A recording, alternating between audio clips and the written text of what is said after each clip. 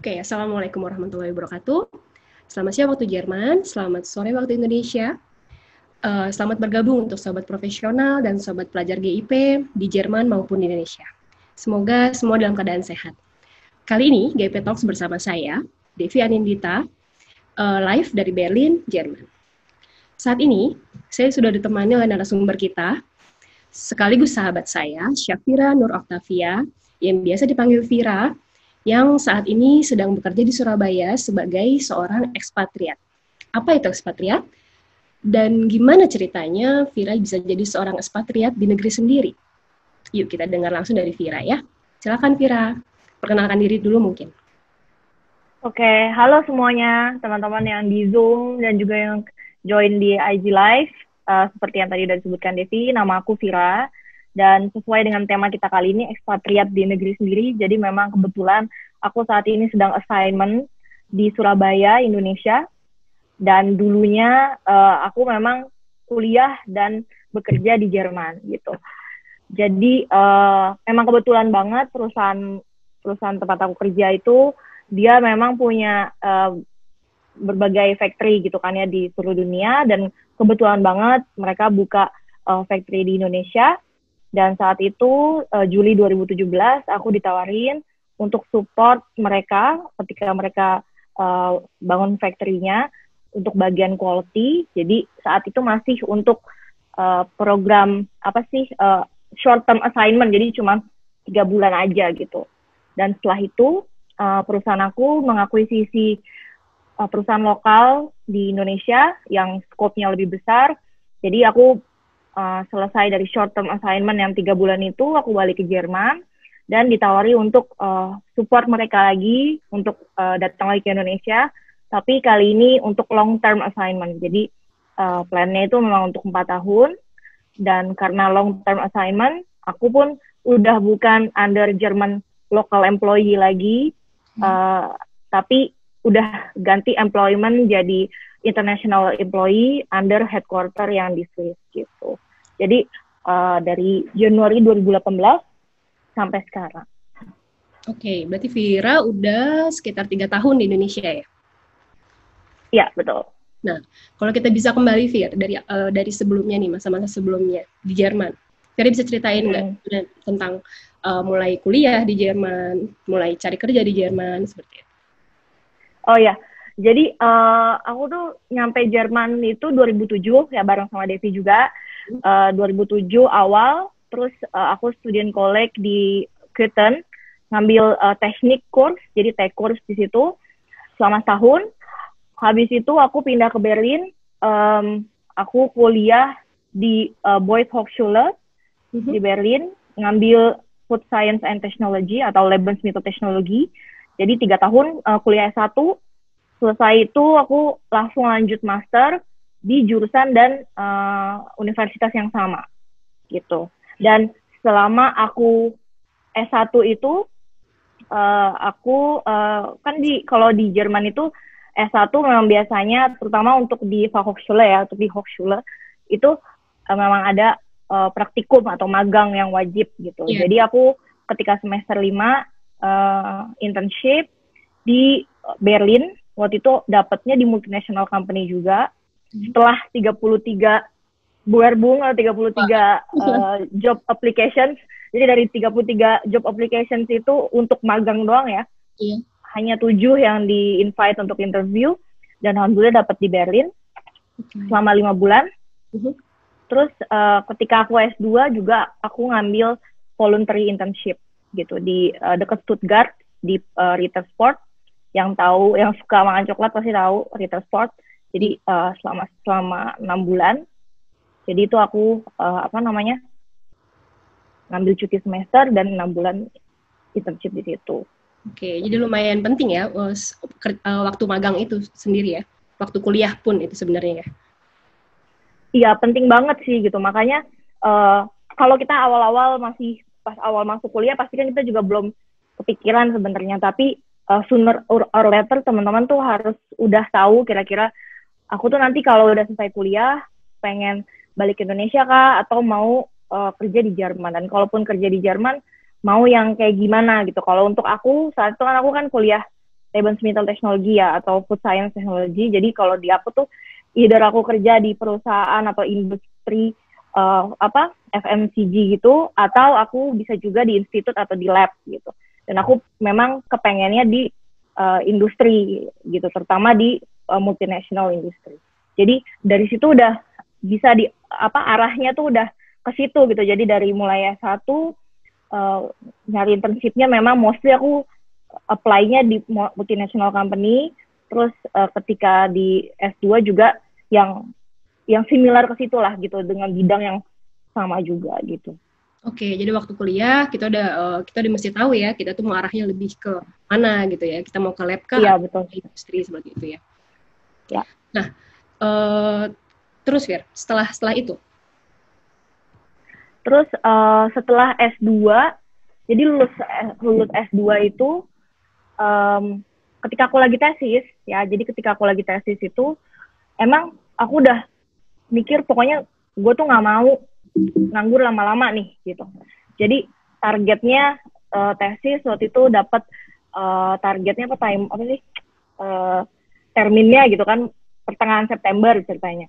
Nah berarti gue nih dari Juli tuh udah harus mulai buerben gitu kan untuk cari kerjaan. Iya. Nah jadi waktu itu gue belum mulai buerben sebenarnya, jadi baru update semua profile di LinkedIn, terus di Xing tuh kayak LinkedIn-nya Jerman ya. Jadi platform untuk cari kerja ya? Sebenarnya. Betul. Jadi update di situ semua, yang masukin semua yang pernah dilakuin dari mulai project-project selama kuliah, walaupun cuman kayak grupen arbeit yang kira-kira bisa dimasukin lah gitu, masukin di situ. Terus pernah pakai application apa aja, terus internship-nya juga gitu kan, ngapain aja di internship masukin ke situ.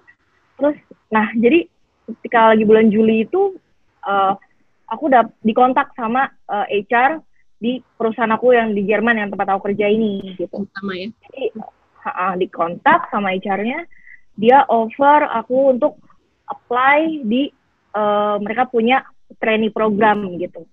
Jadi aku apply akhirnya, terus akhirnya interview ke sana, dan itu juga proses interviewnya panjang banget, kayak pertama kalinya interview untuk professional job, itu 2,5 jam total. Wow. Jadi dari interview sama ada manajer-manajernya gitu kan, terus habis itu tes lisan yang teknis gitu, yang berhubungan dengan pelajaran gitu. Habis itu juga ada kayak tes kayak psychological test gitu, jadi kayak di tes problem solving gitu, dan aku harus jelasin secara lisan gimana. Habis itu juga di tes interview pakai bahasa Inggris. Terus udah besokannya ketika balik ke Berlin, alhamdulillah dapat info kalau diterima gitu. Jadi ya itu agak deg-degan juga, karena ibaratnya tesis belum selesai. Terus udah ngejanjiin mulai kerja Oktober gitu kan, terus kayak oke, langsung kebut. Jadi ya udah akhirnya mulai Oktober 2014 aku pindah ke Trier, aku kerja di sana. Tadi aku bilang trainee program itu selama 2 tahun. Ini aku rekomen banget sih kalau teman-teman yang emang mau cari kerja di multinational company, itu biasanya mereka punya trainee program, itu bagus banget. Karena biasanya di trainee program itu mereka emang merekrut. Yang tahu deh kan, jadi di Jerman juga kayak gitu, agak beda dengan Indonesia mungkin ya. Jadi program training itu di Jerman udah lumayan terkenal gitu, banyak ditawarkan gitu. Tapi gimana sih cara awalnya dan apa aja yang dikerjain di situ, itu yang masih mungkin teman-teman pada mau tahu gitu. Oh ya, jadi kalau di trainee program itu sebenarnya kalau yang aku dengar ya, kalau di Indonesia itu juga ada istilahnya manajemen trainee gitu. Nah, jadi kalau di waktu itu aku training program itu memang dia merekrut beberapa trainee dengan background education yang beda-beda gitu. Ada yang trainee untuk yang dia backgroundnya BWL gitu, untuk ekonomi gitu kan ya. Dia nanti masuknya lebih ke accounting, finance kayak gitu. Nah, kalau aku untuk backgroundnya yang teknik gitu kan. Nah, jadi kalau aku waktu itu di rolling, aku masuk pertama tuh untuk di departemen quality, quality sendiri kan ada quality control, quality assurance, quality improvement. Jadi aku di rolling di situ, di plan berapa bulan, terus sama di production gitu. Nah, terus jadi selama 2 tahun itu, kalau trainee program itu kita benar-benar dikasih task yang project sendiri gitu, yang dimana projectnya bukan kita yang ikut-ikutan di project, tapi kita yang melit project itu sendiri. Ya, jadi kita biasanya punya kayak coach, ya coach kita itu adalah si line manager kita itu yang ngasih kita masukan, feedback kayak gitu, tapi tetap kita yang melit projectnya sendiri, dan itu pasti berhubungan biasanya dengan function-function lain juga gitu. Jadi memang bagus banget sih itu. Terus selain itu yang aku paling suka dari training program adalah ibaratnya kita tuh dibayar untuk kita tuh belajar dan develop juga gitu.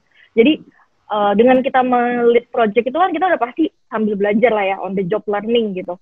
Plus kita juga dikasih training tuh banyak banget soft skill. Kayak kita dikasih training untuk leadership training, presentation skill gitu, terus conflict management sampai yang kayak gitu-gitu. Jadi time management juga, project management, jadi dikasih training banyak gitu. Jadi menurut aku training program itu emang bagus banget sih, terutama untuk teman-teman untuk fresh graduate gitu. Dan benar nggak sih kalau keluaran trainee itu ya emang mereka akan digodok atau disiapkan menjadi manajer atau gimana gitu sebenarnya? Benar, gitu. Ya benar. Jadi kalau untuk trainee itu dianggapnya memang sebagai new talent gitu yang mereka persiapkan untuk untuk Führungsposition, jadi untuk untuk leadership. Makanya kita dikasih training yang berhubungan dengan leadership juga gitu. Oke. Nah, menurut Vira, kalau sekarang, Vira kan berarti sekitar 5 tahun ya, Vir, kerja di perusahaan multinasional di Indonesia ya? Iya, betul. Nah, gimana sih keadaan ininya, daya saingnya atau suasana kerjanya di sebuah multinasional company gitu? Gimana tips bertahan atau? Kalau menurutku ya selama 5 tahun ini, ya daya saingnya pasti inilah, karena kita juga bukan cuman ya maksudnya sama orang Jerman lah ya gitu, apalagi ketika aku emang judulnya multinational company ketika aku di Trier, tapi mostly itu kalau di factory emang orang Jerman semua gitu. Iya, jadi paling ada di R&D yang itu lumayan beragam, beda-beda gitu sih. Cuman memang tipsnya itu kalau di multinational company yang pertama tuh memang pokoknya kita confident aja gitu ya, itu yang pertama. Terus kita juga harus punya can do spirit, itu tuh kayak apa ya, karena kadang kalau misalkan aku melihat dengan teman-teman kerja aku pas di Jerman itu, mereka banyak kan yang tipikal ketika ada idea tertentu, ketika ada ide tertentu baru udah lebih langsung negatif gitu. Misalkan mereka bilang ini udah nggak mungkin atau kayak gimana kayak gitu. Nah tapi kita coba punya can do spirit gitu yang memang kelihatan dia nih mau nyoba orangnya kayak gitu. Terus itu satu sih, jadi selalu berusaha berpikir positif dulu lah gitu. Terus selain itu juga kita selalu berpikir apapun yang kita kerjakan itu sebagai development kita sendiri gitu. Jadi jangan selalu nganggap ini kerjaan, tapi anggap itu tuh development kita dan kerjainnya dengan benar-benar juga gitu. Jadi dari situ ya benar dengan tulus lah gitu, passion gitu dengan tulus, dan dari situ kita secara nggak langsung kita sebenarnya develop diri kita sendiri walaupun kita berkontribusi ke perusahaannya kayak gitu kan. Itu sih. Terus dan yang terakhir tuh memang behavior sih. Kita harus humble. Jadi kalau di perusahaanku itu jadi kayak ada talent matrix ya. Jadi talent matrix itu dia bukan cuma nilai dari, jadi kalau ada epsilon X-nya itu, jadi ada Y-X-nya itu dia potensialnya seperti apa. Jadi dia menilai dari potensial dan juga behavior. gitu. Jadi orang yang dia potensialnya tinggi, level potensialnya kan nilainya 1, 2, 3 gitu ya. Dia bisa 3 potensialnya tinggi. Tapi dia behaviornya 1. Itu juga ya, itu juga nggak dianggap sebagai high potential gitu lah. Ya. Jadi harus sama-sama bagus, kamu harus high potential tapi behavior kamu juga harus bagus kayak gitu. Benar-benar. Itu juga sebagai image perusahaan juga kali ya. Iya, betul. Keluar perusahaan lain gitu ya. Iya. Nah, ada tantangan sendiri nggak Fir kerja di situ sebenarnya? Apalagi sebagai ekspatriat dari Jerman gitu. Kalau tantangan secara spesifik sebagai ekspat ini secara general ya. Jadi kalau karena aku di sini juga kan, misalnya aku ekspat, ya aku orang Indonesia gitu, tapi juga aku ada teman-teman ekspatku yang lain yang dia bukan orang Indonesia gitu. Jadi yang melihat juga dari mereka gitu. Jadi secara general. Dia memang kalau sebagai ekspatriat itu ketika kita dikirim gitu untuk assignment, itu kan kita berarti dipilih gitu kan ya. Dan ketika kita dikirim itu perusahaan memiliki ekspektasi bahwa kamu punya expertise itu gitu. You're the expert gitu ibaratnya. Jadi kalau yang tadinya kayak aku tuh di Jerman, aku masih ya bisa banyak tanya-tanya segala macam ke bos aku gitu kan ya. Tapi kalau sebagai ekspat itu kita kayak udah dianggap kamu membawa pengalaman, kamu tuh membawa pengalaman dari perusahaan yang sebelumnya gitu kan. Jadi kamu udah punya expertise itu. Jadi memang harus lebih mandiri dan tahu sih gitu gimana cari informasi, mau itu kita nanya siapa gitu kan, bisa nanya orang yang di factory lain atau di mana gitu di global lain gitu. Terus ya itu sih challenge-nya. Dan yang kedua, kalau challenge sebagai ekspatriat ya memang working culture ya. Jadi bukan cuman working culture di perusahaannya sendiri. Jadi kayak ya misalkan kayak aku balik ke Indonesia, even aku orang Indonesia tapi aku nggak pernah bekerja di Indonesia gitu kan, bener-bener beda banget gitu. Setelah aku lama di Jerman terus kayak kerja di Indonesia nggak pernah gitu kan, itu juga harus penyesuaian. Dan juga aku juga punya teman-teman ekspat lain yang beda background culture-nya, berarti kan juga aku harus menyesuaikan juga gitu ke mereka tipikalnya kayak apa. Bos aku juga orang luar juga, dia tipenya kayak apa, kayak gitu sih gitu. Jadi pintar-pintar nyesuaiin diri dengan bawahan sampai dengan atasan gitu ya, Fir? Iya, benar.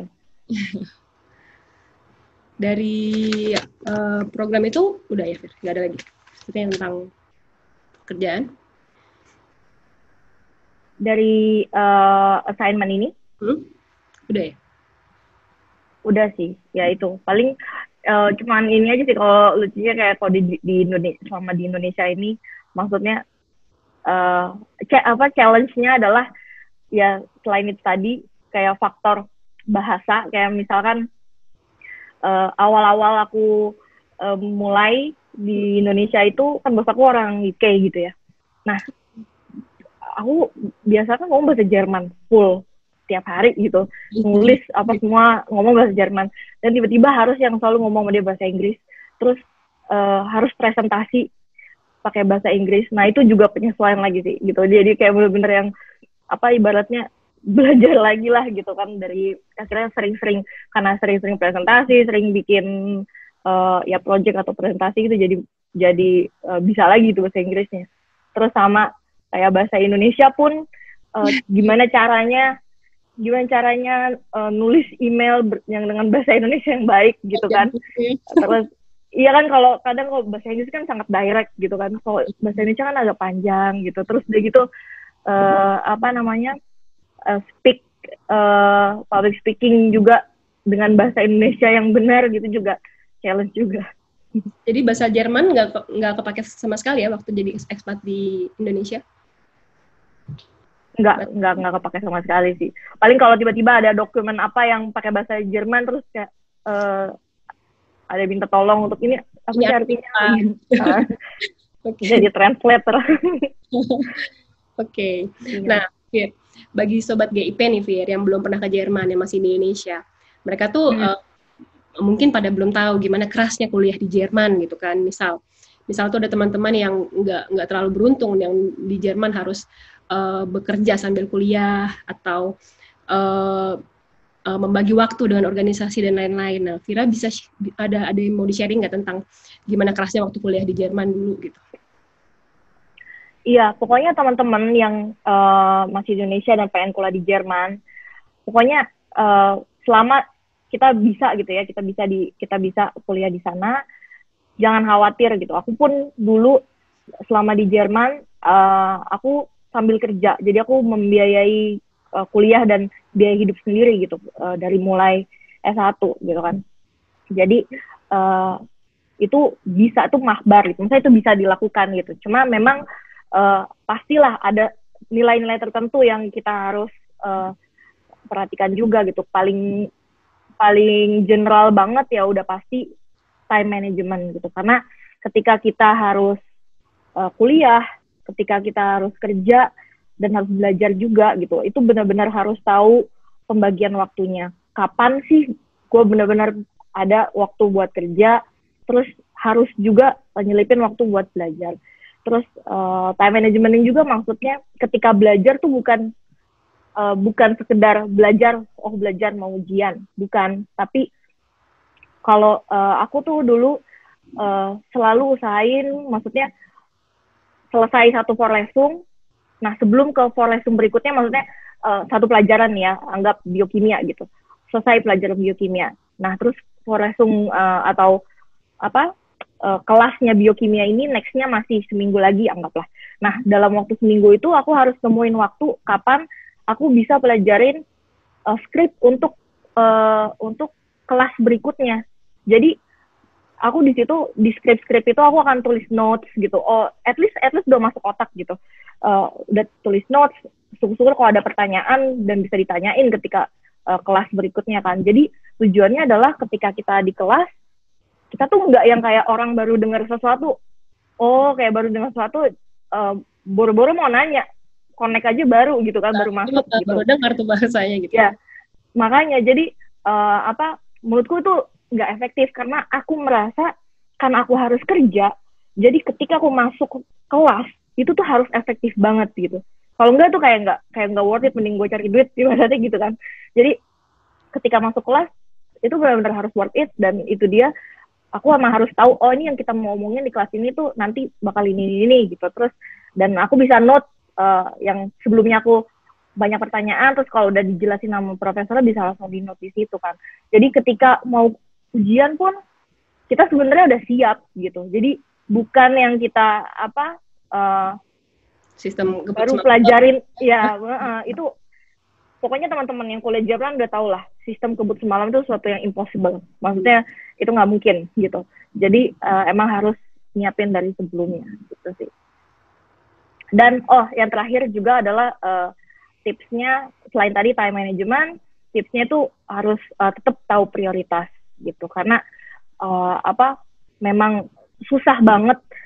Aku nggak bilang nggak mungkin, tapi memang susah banget kuliah sambil kerja di Jerman gitu. Tapi asal kita tahu prioritas kita, bahwa kita tuh mau kuliah gitu, kita tuh mau lulus, dan kerja part time itu tuh sebagai supporting tool aja untuk membantu kita ke arah situ gitu. Oke. Nah, kan bisa dibilang Vira ini kan punya track record dari student collect, dari S1 sampai S2 kan lancar ya. Alhamdulillah gitu. Nah, ada nggak sih motivasi Vira terbesar gitu yang bikin Vira bisa berhasil, bisa fokus belajar, bisa fokus lulus kuliah tepat waktu gitu? Apa sih Vira kalau ada? Kalau motivasi dari dulu sampai sekarang sih emang motivasi orang tua sih. Maksudnya terutama ketika lagi kuliah, ya membayangkan apa yang dikorbankan orang tua gitu kan. Nggak usah ngomong masalah materi ya, tapi even orang tua kan pastilah dia yang bantuin kita dari awal sampai kita lulus SMA, terus dari kita mengkondisikan dari kita lulus SMA sampai kita akhirnya bisa berangkat ke Jerman kayak gitu kan. Nah, jadi itu sih aku motivasinya dari dulu emang selalu itu, dan kayak pengen cepet-cepet lulus pun kayak pengen cepet-cepet kerja supaya bisa cepet-cepet membalas membalas budi, walaupun nggak akan bisa seimbang juga yang kita balas ya ke orang tua, tapi motivasi aku itu. Jadi mungkin setiap kita udah mulai mau main nih, udah mulai mau keluar dari tracknya nih, kita langsung inget ya ada orang tua yang nungguin kita di Indonesia gitu ya. Benar, ya. Yang berharap lebih sama kita gitu ya. Benar, apalagi kayak aku dulu kan nggak bisa selalu yang kayak setiap tahun pulang gitu kan, harus selama aku kuliah S1 S2 itu aja kayak aku cuman 3 kali pulang ke Indonesia gitu kayaknya. Nah, dan itu pun kayak udah harus nabung dulu segala macam kan. Jadi kayak pengen cepet-cepet lulus biar cepet-cepet kerja. Jadi ya bisa sering ngunjungin orang tua, atau orang tua bisa datang ngunjungin juga kayak gitu. Iya. Oke, sebelumnya kita sapa-sapa dulu Fir yang ada di IG, Instagram, sama audiens kita yang ada di Zoom. Untuk yang mau bertanya bisa silahkan langsung ke melalui chat room ya, bisa di Instagram atau bisa di Zoom-nya. Tolong sebutkan nama, asal kota, dan pertanyaannya. Seperti itu. Nah, kita lanjut Vira sedikit. Kalau dalam dunia karir, masih ada nggak yang pengen Vira raih gitu? Sekarang kan udah jadi apa tuh Vira? Head of apa gitu kan ya? Iya. Kalau untuk sekarang sih apa yang pengen diraih? Jadi kalau aku kan tipenya tuh emang pengen challenge baru gitu, bukan bosenan juga sih orangnya, tapi ya emang suka aja gitu di challenge gitu. Nah, ya secara ini sih pasti aku pengen lah dapat challenge baru lagi, dengan responsibility yang beda lagi, kayak gitu, belajar hal baru kayak gitu sih. Mungkin bukan di quality tapi di bagian lain kayak gitu misalkan. Nah, terus selain itu juga yang jadi keinginan lain ya untuk sekarang ini, paling karena aku juga ada tim di sini, terus aku merasakan ketika aku di Indonesia ini happy gitu ketika aku sharing knowledge terus bisa berguna buat mereka dan bisa bagus buat development mereka. Jadi tuh ya aku goalnya juga pengen ketika aku selesai assignment di Indonesia ini, aku bisa meninggalkan tim aku yang yang mereka benar-benar udah develop juga gitu. Jadi inspirasi ya Vira, jadi motivasi begitu ya. Ya. Sebentar, udah ada yang bertanya belum ini?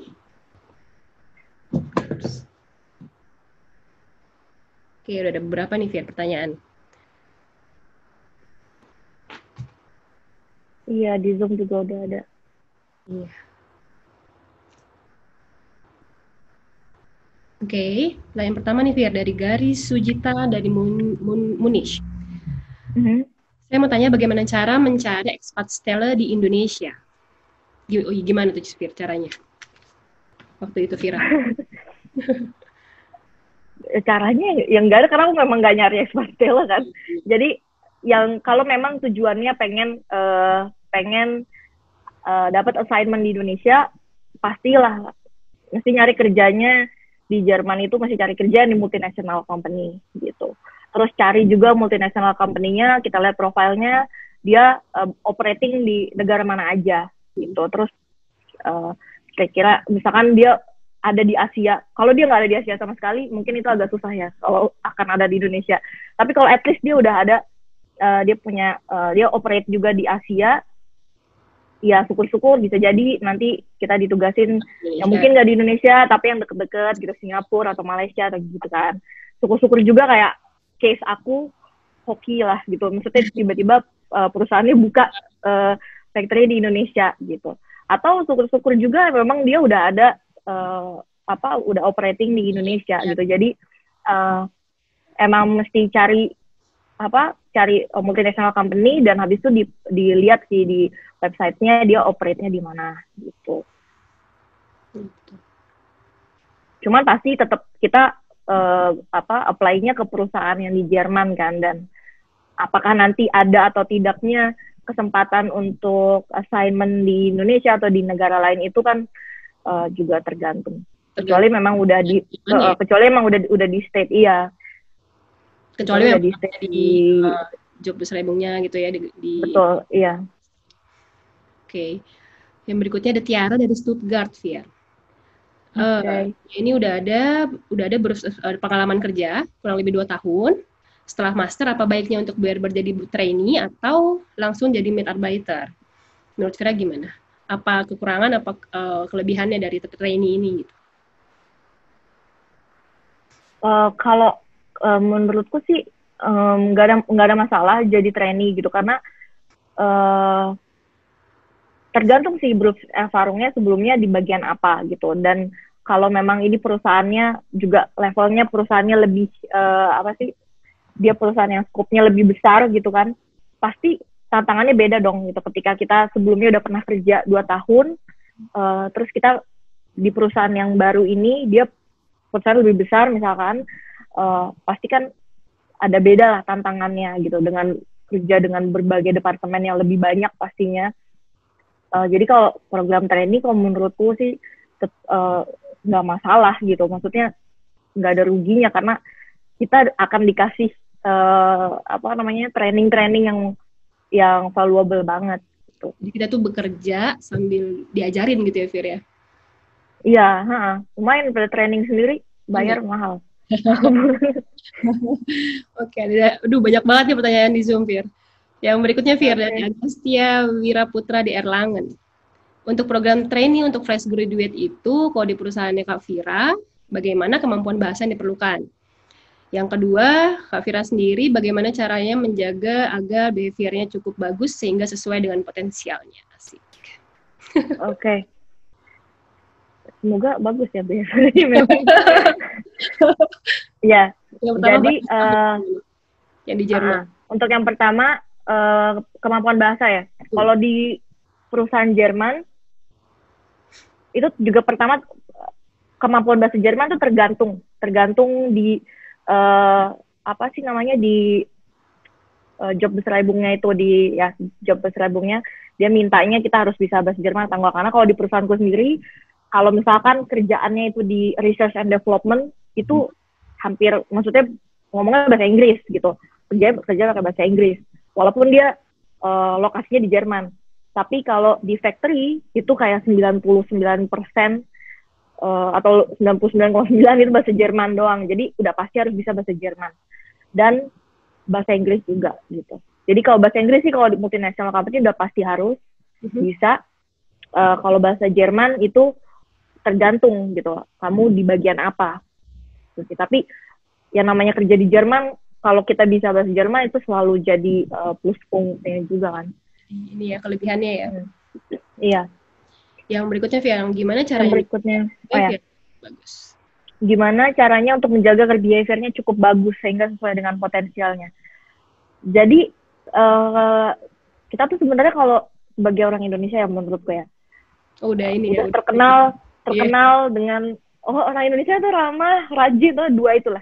Jadi tanpa kalian ngapa-ngapain cukup rajin dan ramah, kalau nggak mengharumkan nama Indonesia. Ya jadi itu terus maksudnya kita udah dikenal awalnya udah ramah gitu. Terus maksudnya selama aku kerja di Jerman itu juga aku banyak ngebantu gitu. Maksudnya apa ya?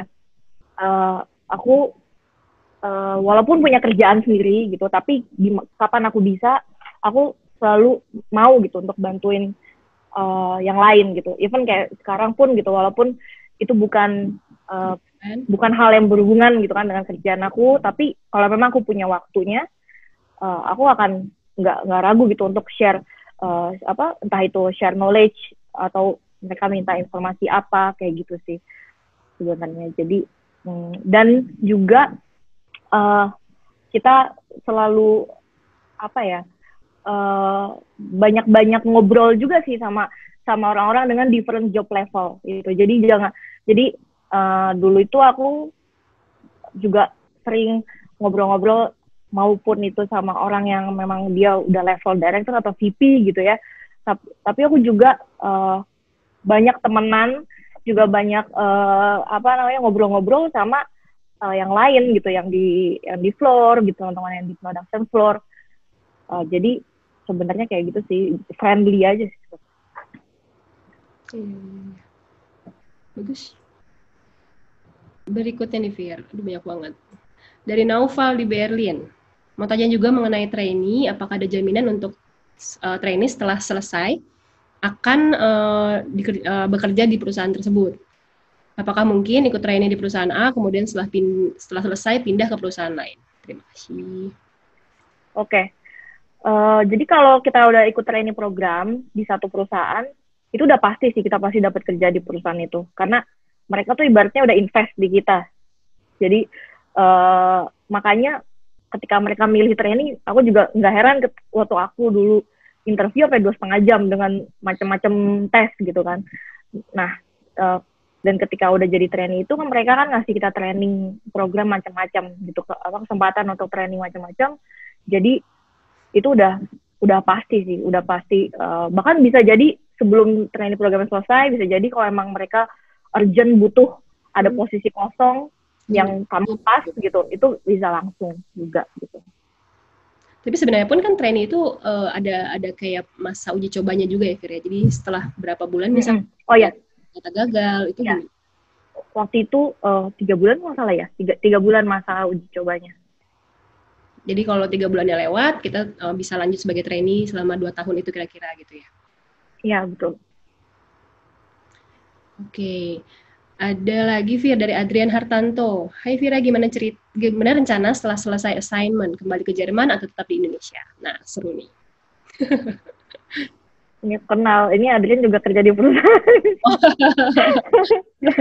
Halo Adrian, rencana setelah selesai assignment, ya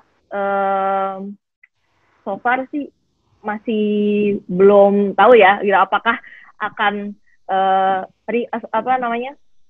di reassignment lagi, dikasih assignment lain ke negara lain, bisa jadi, atau balik ke Jerman, atau di Indonesia diperpanjang juga masih nggak tahu, karena emang ini kan sampai 4 tahun, dan setelah 3 tahun gitulah baru diomongin selanjutnya gimana.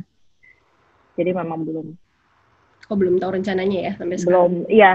Jadi baru diomonginnya itu setelah 3 tahun. Berarti masih ada 1 tahun lagi kira-kira?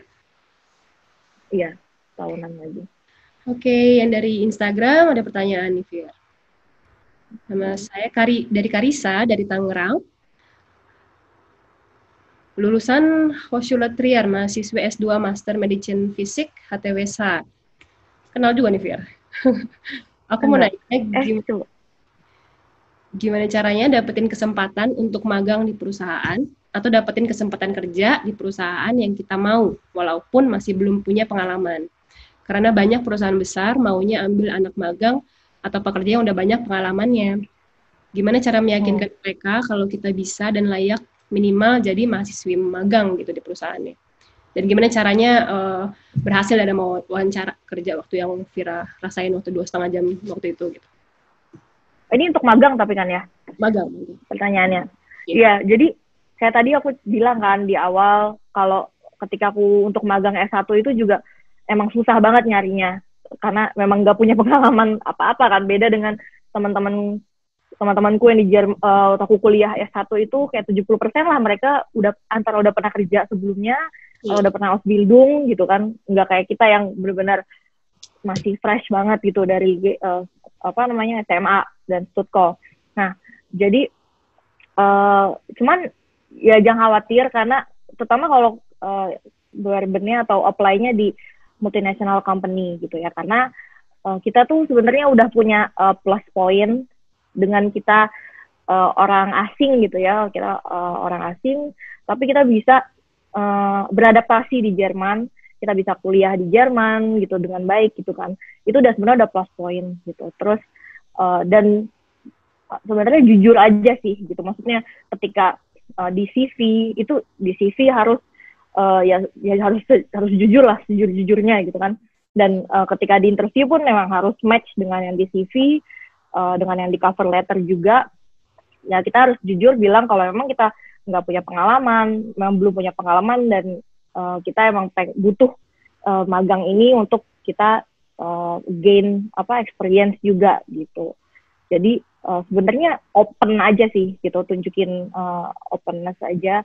Terus kayak nilai bagus pun itu juga sebenarnya plus poin aja sih. Cuman yang jelas yang sulit itu kan sebenarnya untuk diundang ke interviewnya kan.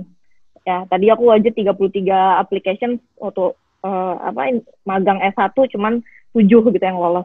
Jadi ya tipsnya tuh memang harus senjatanya nih emang harus dipersiapin banget gitu, dari mulai CV, terus cover letter itu memang harus dipersiapin banget gitu.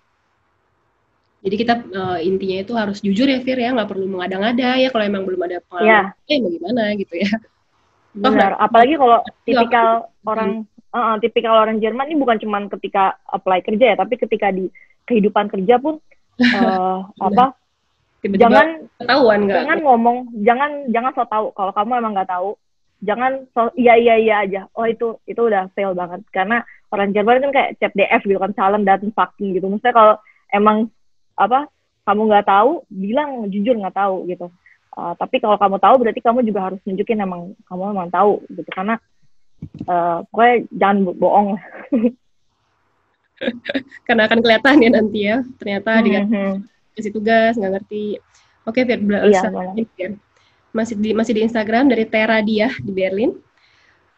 Sharing tips daftar trainee Kak, saingannya kan banyak. Apakah nilai jadi faktor waktu itu? Dan ada faktor yang kita tonjolin nggak, yang mesti kita tonjolin saat pendaftaran? Maksudnya ketika apply ya? Waktu apply. Jadi aku tuh juga sempat ngobrol. Kayaknya waktu aku internship di yang aku lupa internshipnya di mana. Dan aku ngobrol sama orang HR gitu kan. Terus ya aku pengen tahu aja sebenarnya dari sisi HR tuh mereka tuh gimana sih gitu kan prosesnya gitu. Dan kalau di perusahaan besar itu pasti kan kalau yang apply itu banyak banget gitu ya. Apalagi kalau untuk program seperti trainee gitu pasti kan banyak. Nah itu mereka pasti yang pertama mereka lakukan adalah CV screening. Jadi tips aku paling pertama itu adalah CV itu harus bagus. CV itu jangan bikin panjang-panjang, nggak perlu dua halaman. CV itu cukup satu, simple, straight to the point, tapi informatif gitu ya di situ. Dan jangan ada salah grammar, jangan ada typo, pokoknya satu halaman yang emang bagus gitu CV-nya. Karena itu adalah modal pertama kalian, di mana kalian di screening pertama. Ketika mereka udah interest, oh CV-nya nih bagus, mereka mau baca kan? Terus mereka mau baca, terus mereka lihat, oh ini cocok nih background-nya dengan yang mereka butuhin. Barulah mereka akan baca ke cover letter kamu. Dan cover letter pun bikinnya juga kamu tuh harus sebelum bikin cover letter, harus cari informasi dulu tentang si job itu. Jadi pokoknya googling lah gitu, job yang mirip-mirip kayak gitu kalau nggak ada ya. Yang mirip-mirip kayak gitu, maksudnya kamu cari tahu itu seperti apa sih kira-kira. Terus ya dibikinnya ya mengarang-arang situ lah ya gitu. Tapi tetap sesuai dengan experience kamu juga, yang sesuai dengan kebenarannya lah gitu. Jadi bikin CV yang bagus, cover letter yang bagus, update di kayak LinkedIn, Xing kayak gitu. Dan memang bikin cover letter atau CV itu kalau sekali itu bakal susah. Aku juga ingat waktu aku bikin cover letter pertama kali, kayak nulis kalimat pertamanya apa ya, nulis apa gitu kan, kayak susah gitu mau nulis kayak gitu. Awal mulainya itu ya Fir yang susah ya? Iya, apalagi kan nulis cover letter kan berapa paragraf gitu ya. Gimana yang bagus. Iya. Tapi percaya aja, makin sering kalian ngelakuin itu, makin sering kalian ngirim application, itu kalian bakal makin jago, karena ibu master kan. Jadi jangan ragu-ragu lah, walaupun awal-awal masih jelek banget gitu cover letternya, nggak apa, namanya juga latihan kan. Terus mungkin nanti nggak bisa dapat pas magang S1, bisa dapat pas magang S2 atau pas lagi mulai. Jadi ketika kalian mau mulai daftar kerja beneran, kalian udah sering nulis CV dan cover letter, itu udah nggak masalah gitu. Oke. Kejawab nggak pertanyaannya? Iya. Nah, Ya, ini IT yang dan pertanyaan software Fir development. nih dari Siwi Master TU Kotbus BWL. Menurut Fira antara nilai kuliah sama pengalaman kerja mana yang lebih penting saat melamar pekerjaan? Saat melamar pekerjaan itu balik lagi sih. Kalau untuk mungkin kalau untuk kayak misalkan kalau kita mau kerjanya di institut yang masa mau riset gitu kan, research atau segala macam gitu, itu mungkin uh, beda ya, mungkin nilai sama experience mungkin sama lah gitu ya. Tapi kalau untuk kayak di perusahaan multinasional contohnya itu lebih ke experience sih, ya, lebih ke experience. Nilai bagus itu ya plus point gitu, plus point, tapi experience itu yang lebih apa namanya, yang lebih utama gitu, karena maksudnya kalau untuk case aku pun terbukti karena aku pernah internship di bidang itu di perusahaan yang similar ketika S1, terus ketika S2 aku juga di bagian yang mirip juga, dan akhirnya ketika aku udah mau kerja itu kan jadi lebih jalannya kayak arahnya lebih mudah gitu kan ibaratnya. Jadi experience itu kalau menurutku lebih utama dibandingkan nilai. Kalau bekerja di bidang Karena apalagi kalau kalian apply-nya di Jerman, orang Jerman pun tahu kok mau nilai kalian misalkan nggak yang 1, berapa, tapi bisa lulus dari Jerman tuh udah bagus. bagus ya. Iya, Harusnya iya. Mereka tahu itu udah susah, gitu. penting, Apalagi kalian bukan orang Jerman gitu kan. Jadi jangan kecil hati kalau nilainya misalkan nggak bagus-bagus banget, jangan patah semangat. Tapi tetap harus lulus kuliah gitu, berapapun nilainya ya. Iya, harus lulus dulu, Tetap betul. itu harus ada gitu ya. Sebagai bukti udah lulus kuliah di Jerman. Terus ada lagi nih Fir, mungkin pertanyaan terakhir sebelum kita masuk ke closing statement. Dari Agastya di Erlangen, Mbak Fira pernah bertanggung jawab menghandle program training nggak sebagai mentor? Kalau iya, kira-kira karakter apa sih yang biasanya Mbak Fira cari kalau buat trainee yang mau bekerja di tempat Mbak Fira gitu? Jadi dia itu pengen tahu dari segi menerima mentor itu nerima trainingnya dari apa sih yang dicari gitu sebenarnya. Untuk penerimaan sih aku nggak pernah terlibat ya, karena yang untuk penerimaan training itu biasanya dari bagian lain gitu. Tapi kemarin ini di Indonesia aku juga sempat berapa bulan gitu aku menjadi ya mentor untuk training gitu, untuk seorang trainee gitu. Jadi dari situ sih aku, kalau ekspektasi aku sebagai mentornya gitu ya, aku ekspektasi orang yang mau belajar, itu yang nomor satu sih. Orang yang kadang kan ada orang yang suka ngerasa udah tahu gitu, jadinya tahu dia nah itu yang paling utama sih. Aku ekspektasinya adalah orang yang mau belajar, terus mau mencoba gitu, dan ya dia open minded gitu sih. Oke. Kita masuk, oke. Nah, dari pertanyaan-pertanyaan ini, Fir, nanti kami dari pihak GIP akan membagikan 3 giveaway. Yang pertama, voucher 10 euro dari GIP Talks. Ada juga untuk penanya di Jerman. Dan 1 voucher 100.000 dari Kobil Pacan. Dan 1 paket himar cantik dari SIA Indonesia untuk pemenang di penanya di Indonesia. Nanti mungkin karena pertanyaannya banyak banget ya, Fira, mungkin nanti aja kita ini dulu. Sekarang kita masuk ke statement ya, kalau bisa. Nah, nggak kerasa nih kita udah ngobrol-ngobrol banyak. Jadi kan sebelum berakhir ada nggak sepatah 2 patah kata gitu yang atau quotes yang bisa Fira sharing buat kita itu yang pastinya bisa bermanfaat buat audiens atau yang dengerin kita di IG, di Instagram Live gitu. Iya, kalau quotes aku kalau untuk yang untuk masih kuliah gitu, itu adalah yang tadi aku juga sebut, time management itu penting banget, dan tahu prioritasnya. Lalu kalau untuk kehidupan kerja ini, tips aku adalah kerja itu harus kita dengan passion gitu, dan dengan penuh syukur gitu, karena namanya kerjaan itu adalah rezeki juga kan, jadi harus selalu penuh syukur dan anggaplah yang kita kerjakan itu tuh semua untuk kebaikan kita gitu, untuk development kita sendiri gitu. Jadi secara nggak langsung kita semangat, kita develop juga sambil kita sebenarnya berkontribusi ke perusahaan, dan pastinya kalau kita melakukan itu hasilnya pun kontribusi kita tuh akan bagus gitu. Jadi akan bermanfaat juga. Itu sih dari aku. Oke, terima kasih. Oke. Tarfir, kayaknya ada satu yang kelewat pertanyaan.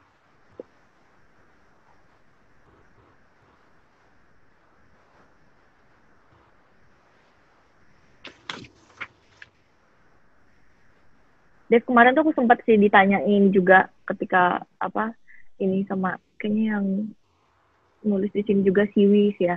Dia nanya juga gimana caranya bisa umgehen sama orang-orang Jerman di dunia kerja. Kayak bisa gitu. Adaptasi, bisa sosialisasi, bisa gabung. Ya, iya. Jadi kalau umgehen sama orang Jerman secara professional way gitu ya. Ini sebenarnya nggak cuma di dunia kerja, tapi juga ketika kuliah menurut pengalaman aku. Kalian tuh emang harus menunjukkan sesuatu gitu. Kalian harus menunjukkan kalian punya sesuatu, either kalian yang sesuatu yang kalian jago atau prestasi. Pokoknya memang harus kayak gitu sih kalau untuk professional way gitu. Ibaratnya kalau di kampus, kalau kita nggak pernah kelihatan di kampus juga, kita ya nobody juga gitu kan, mereka nggak akan. Iya, jadi emang kita harus nunjukin kita punya sesuatu gitu, atau prestasi lah. Itu. Tapi kalau untuk hal lainnya, untuk kayak gimana caranya bukan cuma secara profesional tapi bisa deket gitu sama teman-teman di kantor di Jerman gitu ya. Itu ya emang harus tahu ketertarikannya sih. Memang orang Jerman kan memang lebih tertutup gitu. Tapi sekali kita udah ada satu yang klik gitu sama mereka, itu pasti bakal deket banget gitu. Jadi biasanya harus tahu mereka kesukaannya emang apa, hobinya apa yang sama kamu gitu. Atau yang paling common dan yang paling orang Jerman yang udah kerja gitu ya, pasti semuanya sama, itu adalah mereka suka traveling gitu. Jadi kalau kamu suka traveling, ngomongin atau at least promosiin tentang Indonesia kayak gitu kan, itu mereka interest banget. Dan jangan ragu-ragu untuk ngasih sesuatu yang berhubungan dengan Indonesia, karena itu mereka suka banget. Even itu mau itu makanan atau itu gantungan kunci receh yang pokoknya ya kayak gitu-gitu, small things gitu, mereka senang banget sih gitu. Jadi itu ya, masukan dari aku. Oke, Vira, makasih banyak. Jadi kita senang banget nih, Vir. Banyak banget manfaat pasti yang teman-teman bisa dapat, yang bisa aku dapat, yang dari obrolan kita 1 jam ini. Tapi nggak kerasa kita udah di penghujung acara banget nih, Vir. Tapi terima kasih banyak kami di GIP Talks. Terima kasih banyak, Vira. Untuk teman-teman. Sama-sama, semoga bermanfaat. Ya, untuk teman-teman yang bergabung di Zoom atau di IG Live juga terima kasih. Kita ketemu lagi di GIP Talks minggu depan. Itu dengan dengan narasumber yang tidak kalah tentunya, yang kita akan membicarakan tentang sciencepreneurship in Germany gitu, oleh Mas Joni Setiawan. Jadi sampai ketemu di GIP Talks berikutnya. Terima kasih banyak, Vira. Ya, bye-bye. Ada tangan. Assalamualaikum warahmatullahi wabarakatuh. Waalaikumsalam.